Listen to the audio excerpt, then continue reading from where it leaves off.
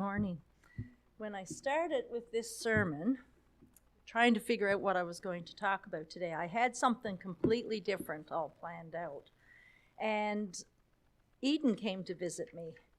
And while she was there visiting, we were talking. I was reading, and I said to her, I said, Eden, aren't you excited? I said, because pretty soon Jesus is going to return. And I said, it's awfully exciting because he's going to return probably in your day. There's so many of the signs around us telling us that he is coming. And I said, they're undeniable that it's soon. We don't know when because we don't have to know when. We just know that it's going to be soon. And she said to me, she said, I'm excited to see Jesus, and I'm excited that he's coming, but I'm really afraid. And I said, what are you afraid of? And she said, well, it's kind of scary to think of all the things that are supposed to happen before he returns. And I said to her, I'll agree with you there. It is scary. But there's more to it, I said, and that's what we've got to learn is the more to it. What is there that makes it so it won't be scary? Even just living today is scary. For some people, it's scarier than others. Over in other countries, look what they're going through.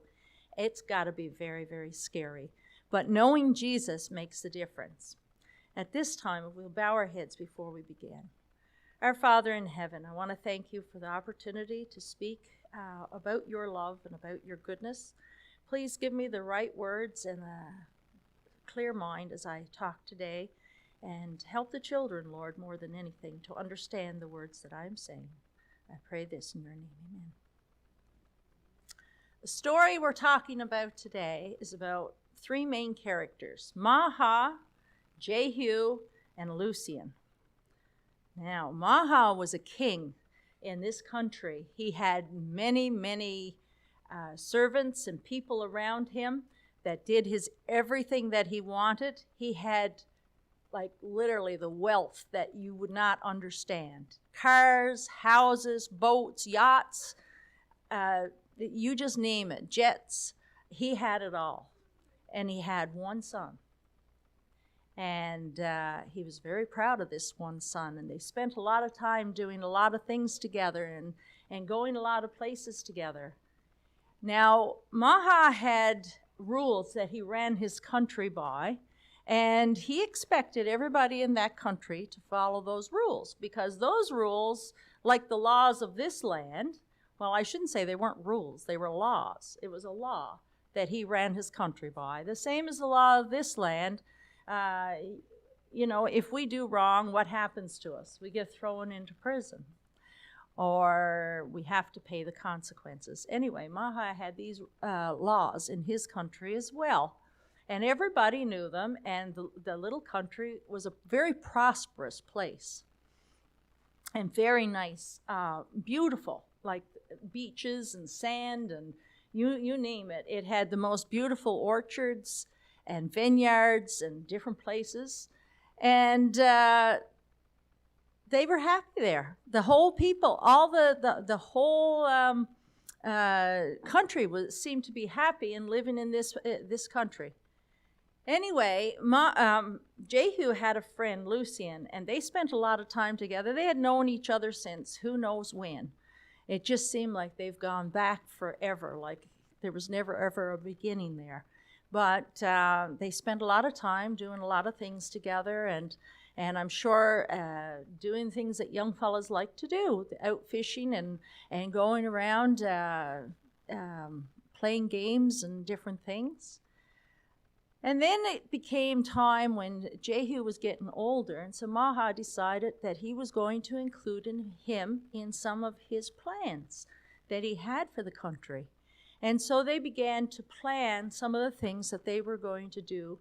And some of these things would probably involve some of the wealth that they had, that they were going to share with others, and the way that they were going to help other people and maybe even expand their kingdom.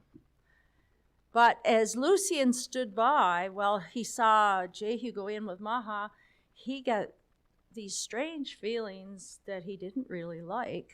But it seemed like all of a sudden his friend was being treated differently than he was. And all along, he had had the same privileges, and it seemed like he was able to do all the stuff. He was included in all the things that Maha did with his son.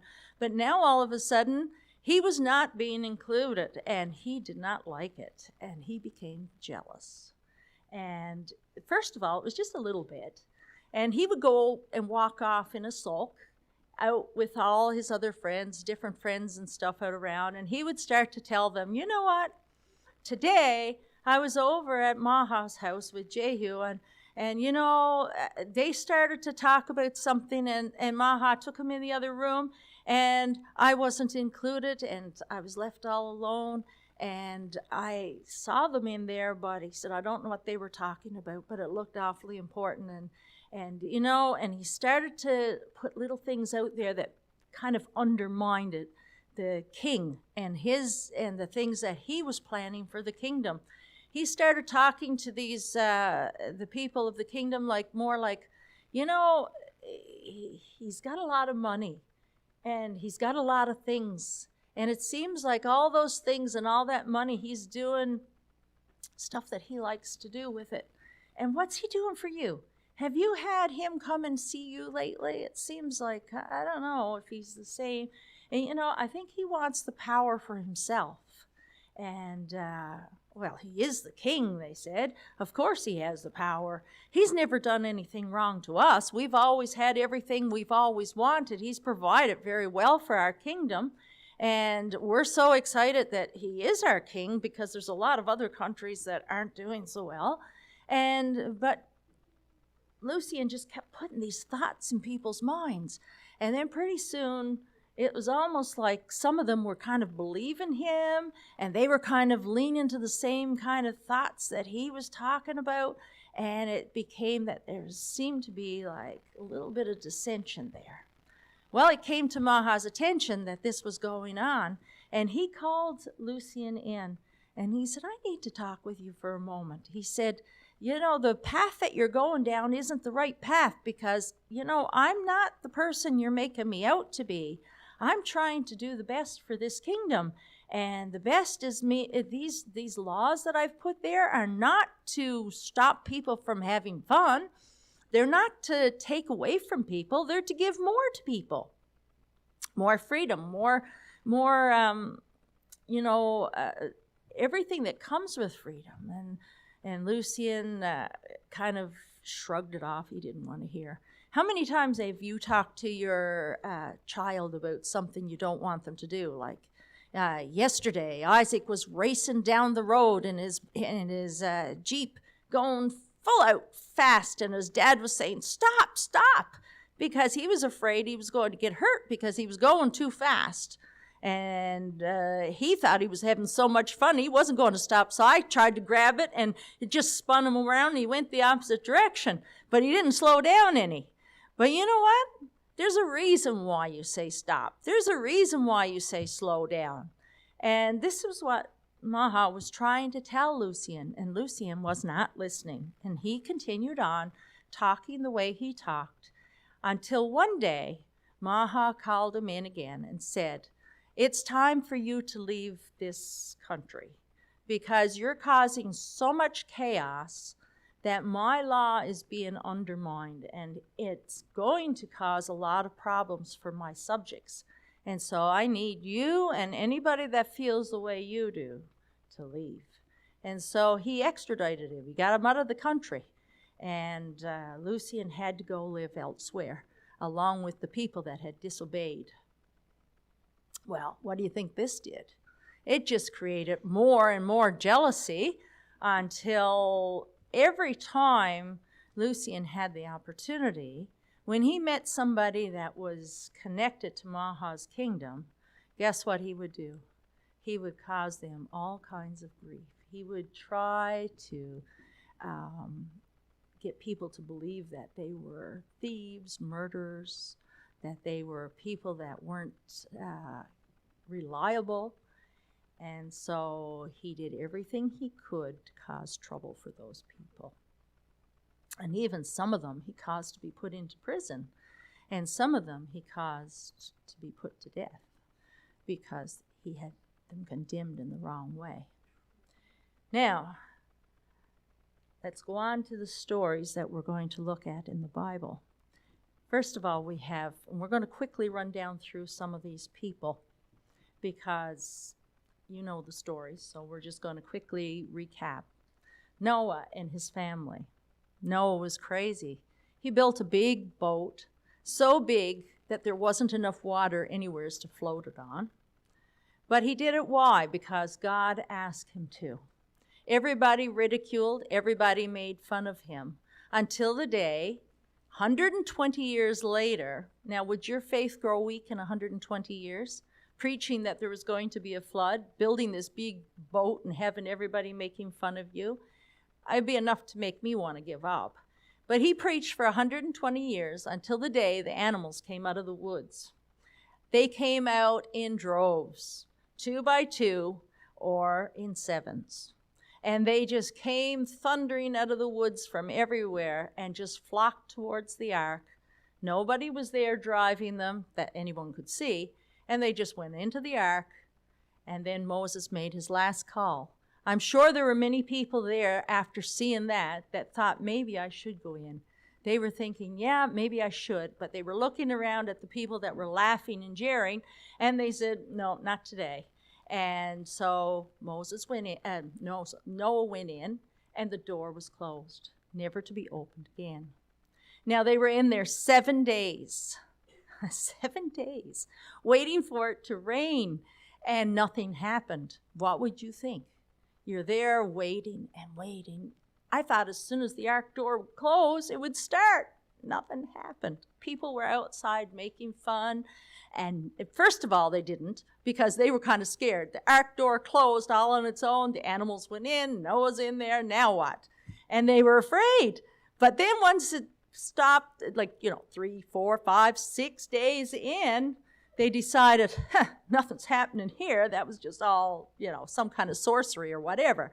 So they started to make fun, and they started to bang on the ark. Noah, what are you doing in there? Noah, you didn't get any rain, did you? Your boat's still not floating. I bet you were out here with us. And then they got the idea, let's set the ark on fire. Let's beat it down, set it on fire, whatever we can do. Let's destroy it. And they started in trying to destroy the ark. And then what happened? The rain started coming down. Now, just for a moment, think about the people inside the ark. Eden, do you think that Noah and his family were afraid during the 6th and 7th day? Yeah, of course they were. Do you think that they were starting to wonder what was going on? I think they did. But do you think they doubted Jesus? No. They had faith. They had come into this ark. They had built this ark. They had come into it because God had said, and now it was about to, rain and everything. Even the storm that they went through, it was amazing. And then afterwards, waiting for the land to dry up, it had to have faith all the way through, but they had to have trust that God would do what he promised he was going to do. Okay, so let's look at somebody else. Let's see, Esther. Okay, so we have Esther. She was an orphan girl, very sad. Nobody to look after her. And then her uncle came along, or her cousin Mordecai, and he took her in as his own daughter. He changed her name she was Hadassah. He changed it to Esther. And then everything was happy. She had her family back again. But then it all was ripped away again because the king's soldiers came and grabbed her. No, she didn't volunteer to go for a beauty pageant. The king's soldiers grabbed her and took her to the palace, along with who knows how many other women. Hundreds of them, probably, young girls. Whoever was beautiful in the land was taken. Now, you think, well, that was a privilege. I wouldn't mind being taken to be queen. No, it wasn't a privilege, really. You were taken. You don't know that you're going to be queen. You were just taken and you were put in a group of women, possibly to be chosen. But if you weren't chosen, what happened to you? You didn't get to go back to your family. You were put into the king's harem and you stayed there for the rest of your life. So do you think it would be a privilege for this to happen to you? No, it wasn't. But she went, and she remembered what Mordecai said. Don't tell them who your family is. Just trust God and be faithful to him. So she went in and she decided, she still prayed to her God. She decided she was going to be faithful no matter what. And so she went through with whatever they told her to do. When it came time for her to go to the king, you could choose whatever you want to take with you. She didn't choose anything. She just said, whatever it is you want me to take, give it to me and I will go. And she went. And I'm sure the whole time she was praying to the God in heaven. I don't know whether you young girls would want to be chosen and taken like that without any choice of your own to go with this strange man and maybe be made queen, but maybe not. Anyway, as it turned out, she became queen.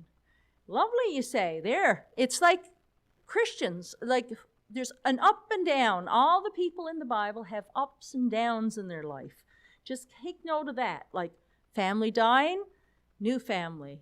Taken away from the family, back to see the king. Now becoming queen, and now comes Haman. He decides that he's going to have a law written up to have all the Jews destroyed. And Mordecai gets wind of this, and he says, Esther, you need to go talk to the king. Esther says, I can't. I haven't been in before the king in 30 days. If I go, I'm going to be killed. And Mordecai says, but you are a Jew. You're going to be killed anyway. And who knows, but you came to the kingdom for a time like this. So she called everybody together and they prayed. They prayed for God's protection. And they prayed for God's guidance. And she went in before the king. She didn't give her request right away, but when she did give her request, she told him. And the king was furious. He couldn't change his law. What's he going to do now? His wife is going to be killed, you know? So then he said, okay, write a new law. You can defend yourselves, and the kingdom will help. And, you know, and so there the Jews were rescued by a brave queen, a young girl, actually. And it was because she had faith and trust in Jesus. Now let's jump along. Let's see, who else do we have? Let me see. Let's say we have Daniel. Okay? Again, a captive in another land. Now, we can talk about Daniel. A whole bunch of things happened to him, but I want to talk about one thing in particular. Praying to his God 3 times a day. Well, when I think about that, do I pray to my God 3 times a day?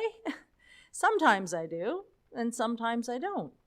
But he had a habit. Every day at a certain time, he would pray to his God.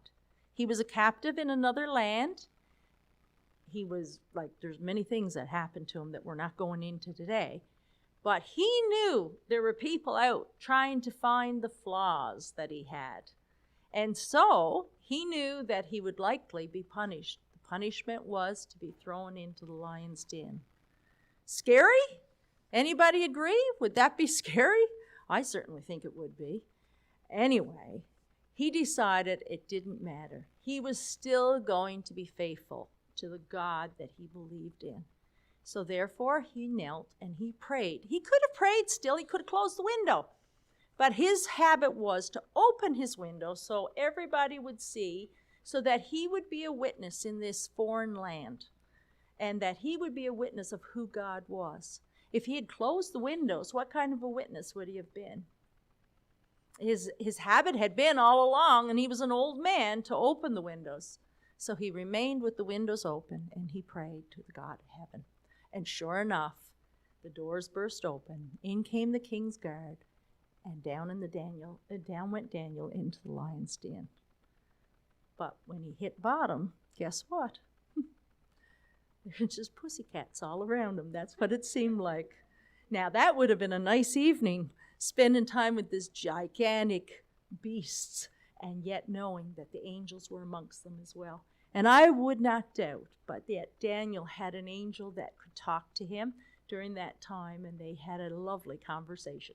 Doesn't say it, but that's just my imagination. Anyway, we know that Daniel came out of that lion's den unscathed. And just to prove that the lions were hungry, God intended that everybody know that he saved Daniel, and not because the lions weren't hungry. He had the men that plotted against Daniel thrown into the lion's den, and before they hit the bottom, they were eaten. Yeah, that just proves it, right? I mean, isn't God wonderful? And let's talk about David. Little boy. That's all he was a shepherd boy. And he had gone to take some food to his brothers. And when he arrived there was this giant, and I mean a giant. We just think about the height, but as tall as somebody is, that's how wide they are too. They're hand size. You know, can you imagine? The ground thundered when he walked.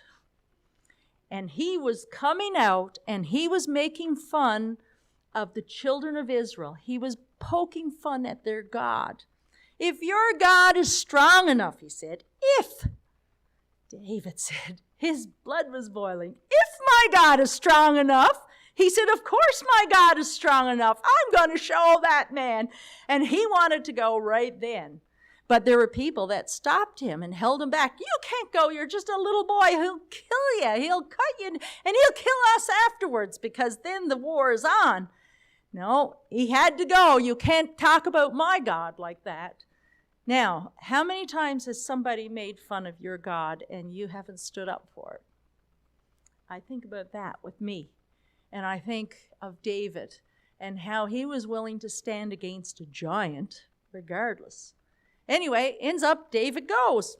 And he takes 5 stones with him. That's it. And a sling. How much trust did he have in his God? He had to have all the trust that God could possibly give him. Anyway, he went out. Goliath got mad, shoved back his helmet, and David, right there, and down he went. He slew the Goliath. Now you think it's all uphill from here. David knew he was anointed for something back there. But now it's all uphill from here. He slew the giant. Now he's on to... But guess what? Jealousy came into play once again. Because everybody was singing David's praises. And guess who got jealous? This time it was King Saul. What? How dare they say these things about David? He said, when I am the king, they should be saying these things about me. So he started to go after David. He plotted after David, and he was going to kill him. He threw a javelin at him, and he missed him. And David ran away. Then guess what? He sent his armies after David. Not just one person. He sent armies after him. And David ran, and he hid in the caves and the mountains and stuff like that. And that went on for years. And David had opportunity to kill Saul. Well, Saul came down into his encampment one night and took a sleep, and David could have killed him. He was right there. No soldiers, nothing. He could have killed him, but he wouldn't do it because Saul was God's anointed. And you know how the story goes. They chased each other around for a long time. And then one day there was a battle, and Saul died. And David soon afterwards became king. It took a while, but he still became king. But it was a long period of time. Did he lose faith and trust that God would provide what he said he was going to? During that long period, he still remained faithful to God. He still did what God wanted him to do. Then let's look at, let's see, who else do we have that we need to look at? Well, we talked about Joseph this morning. He wasn't originally in the list of people that I had, but Joseph, he was from a rich family. You know, he was a spoiled child. A lot of people call him a spoiled brat, but he wasn't a brat. He was spoiled, but he wasn't a brat. And guess what? Brothers were jealous. There comes that word again, jealous. So here we go.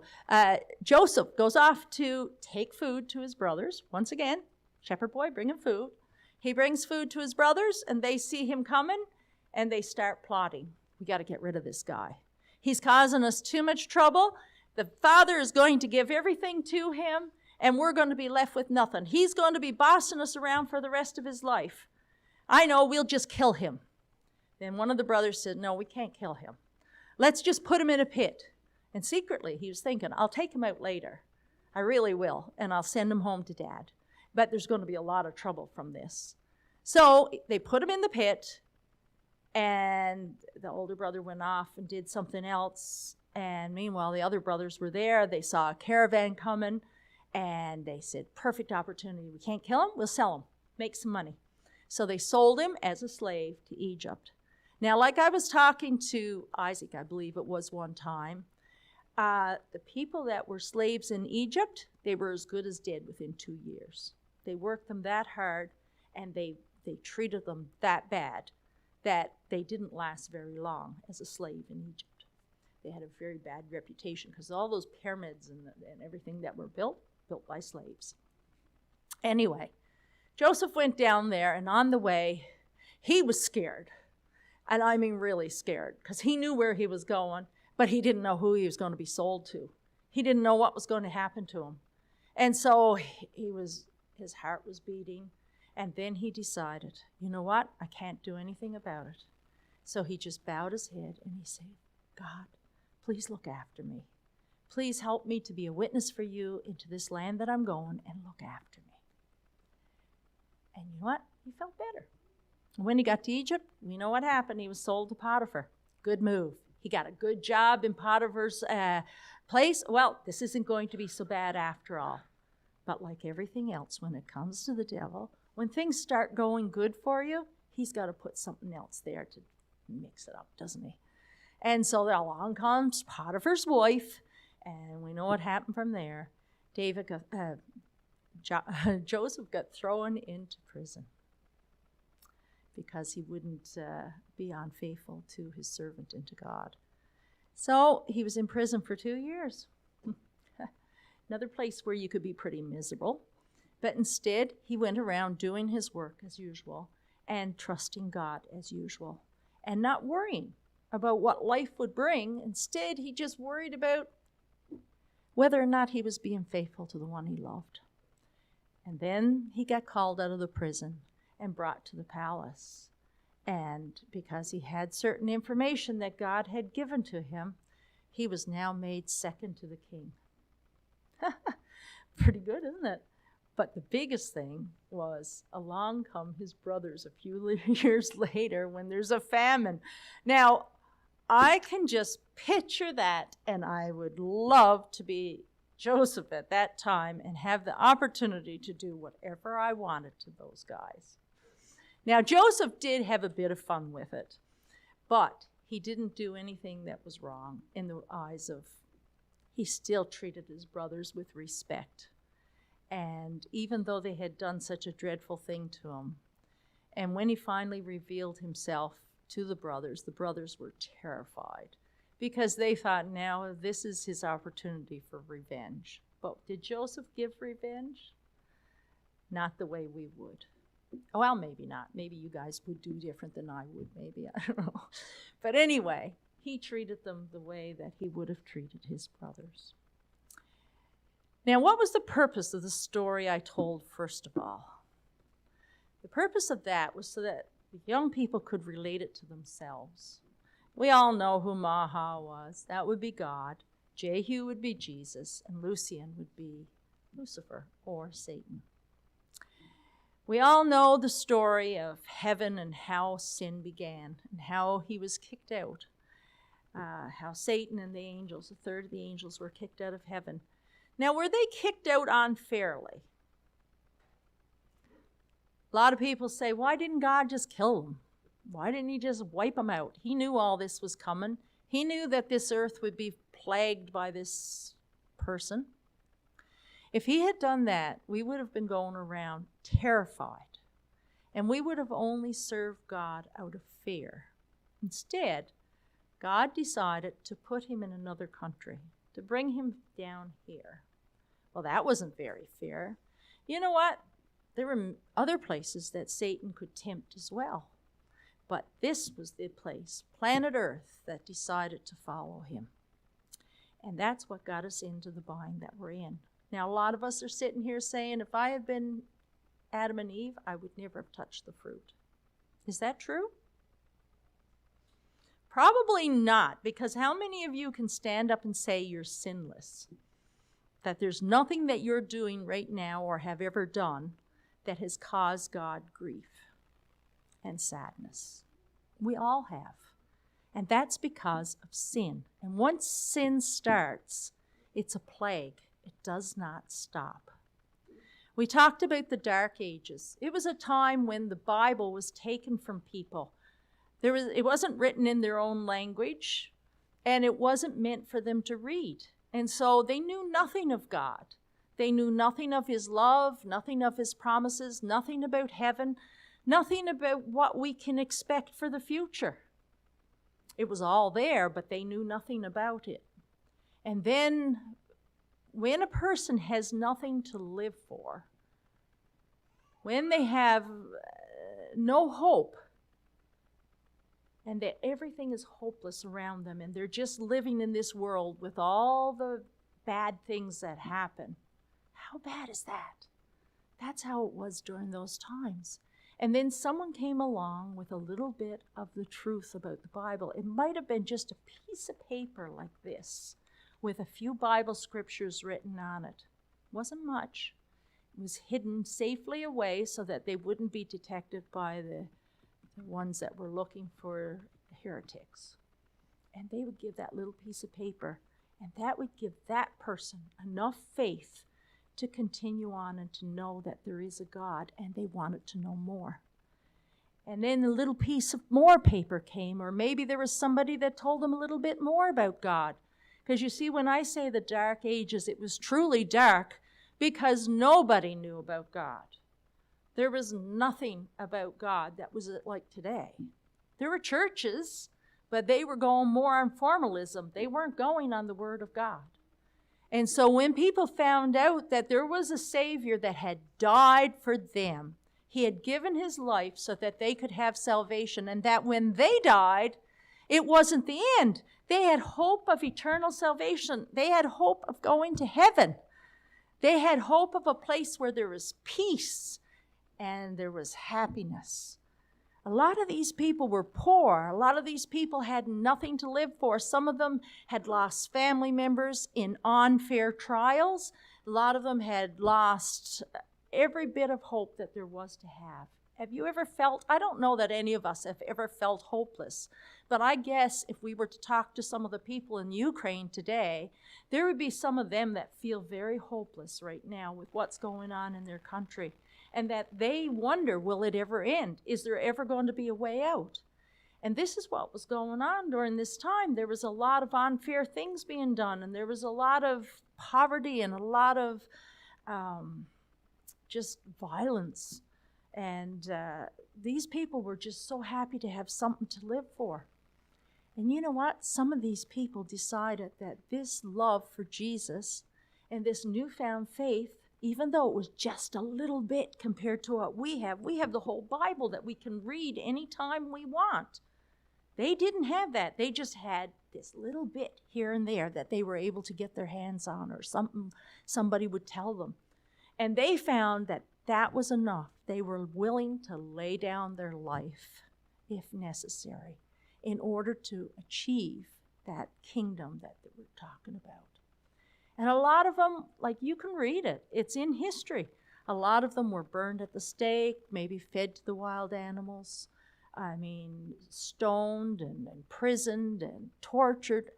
But they stayed faithful to God. For how long? 1,260 years. That is generation after generation after generation after generation, and on and on. They remained faithful. There was a promise that they would inherit eternal life, that Jesus was coming back, and he was coming back to take them home. They had that promise. And even though they knew that their father, their grandfather, their great-grandfather, and their great-great-grandfather had the same promise and it never happened during their time, they still remained faithful during their time. And they taught it to their children and their children's children. There's a place in history, a story that I read, where a family was in their own home. The father was teaching them to pray, the children. teaching the children how to pray. And one of those children went outside the home and decided to tell somebody that they had prayed to God. And the soldiers came in and killed the entire family over just learning to pray in their own home. Now, for us, if that happened here, I mean, don't you get chills just thinking about that? We have an opportunity to pray to God. We have an opportunity to teach our children. We have an opportunity to teach others. We have an opportunity to do whatever we want. We have religious freedom. They had none. No religious freedom. And for this, they died. But did they die scared and cringing and running away? No, they died brave, standing up, singing and smiling and praising God. Their faces were lit up with the light of heaven because God was that close to them. And you can read this in history. There's a lot of it, 1,260 years worth. Okay, and then came, one more time we'll talk about, 1844. There was a group of people that had studied their Bibles, and they had found out in the Bible that Jesus, something big was going to happen. It was going to happen in October 1844. And they were getting ready for it, and they were telling everybody. According to what they had read, it was going to be the cleansing of the sanctuary, which they believed the sanctuary to be the earth. And so they thought, okay, Jesus is coming back, and he's coming back in October. We got to tell everybody. They sold their land, their houses, their cattle. They stopped planting gardens because they were so excited. They couldn't spend the time at those frivolous things. They had to be out telling everybody. And so they went around telling everybody of Jesus' soon return and how they should get ready. It was a big revival on this earth, this planet. And around the same time, there was, they had read in the Bible how the stars would fall and the moon would be turned to blood. That all happened. So they were convinced Jesus is coming back. We've read it. We understand it. We know he's coming. And they preached this with all the energy they had. And the day came. They went out and they waited from sunup till sunset till midnight. And the day passed, and Jesus didn't come. Can you imagine the disappointment, the tears, the grief? You had put everything into this, and Jesus hadn't returned. I was thinking about that. I was thinking, you'd be devastated. Devastated. But then, on top of it, you had to turn around and face family, friends, and people that wanted to make fun and ridicule. People that didn't believe it in the first place, but maybe thought there might be something to it, but weren't going to do it, just something like Noah's time. They had to face that again. And they went back and they went through all that. How bad that must have been. But did their faith waver? No. They knew that this Bible was the truth given to them by God. So if it's in the Bible, and we've read it, and we believe it, that this is what it is, we got to go back and read again, because we made a mistake. They didn't say the Bible is not true and we'll throw it out. They said, we're going to read again. So they began studying again, and when they started studying, they realized that they weren't mistaken only on what was going to happen, that they weren't mistaken on the date. The date was right, but that was when Jesus would start ministering on their behalf. And they realized that now he's in the sanctuary in heaven, and he's taking care of our sins and getting rid of them. And now we still have to stay here and remain here until his work is done. But he is coming back. That's the good news. He is coming back. And they continued to preach that. They didn't lose their faith. They continued to preach it. Now, we're here today. We still believe, don't we? I think we do. We still believe that Jesus is coming back. Are we doing the same thing about it? Or have we let it slide as being maybe third or fourth on our list? Is it number one on our list? Don't answer that. Don't want anyone answering that. Is it number one on our list? Just think about it. to tell people that Jesus is returning. Because you know what? He is returning. And that's the happy news. But you know what the sad news is going to be? There's going to be a first resurrection. That's when God's saints will be raised. That's when the saints will go to heaven. And that they will remain there for a time. And during that time, they'll have a chance to look over the record books and see why people that they love are not there. They'll have a chance to see the things that have happened in history that deserve punishment. The revenge. Is it revenge like we believe? No, it's not revenge like that. It's a sad thing. But God cannot allow sin to continue. So he has to make sure it's gone forever. He can't let it go on unpunished. He can't let it just stay there and say, I've got the redeemed here in heaven with me. You guys are there on the earth. You can do as you please because you can follow Satan because that's who you've chosen to follow. He has to erase it completely. So they're there in heaven, the saints, deciding if God is fair or is he not.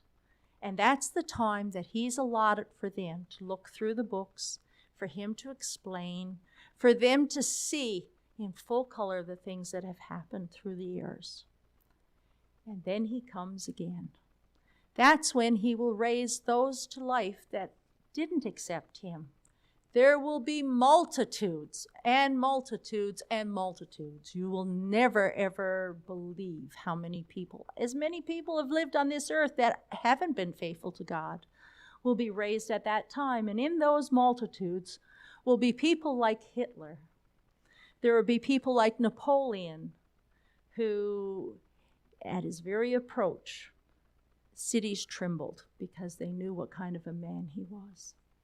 There will be people like Nero, who was raised to hate Christians, who did everything he could to destroy God's law.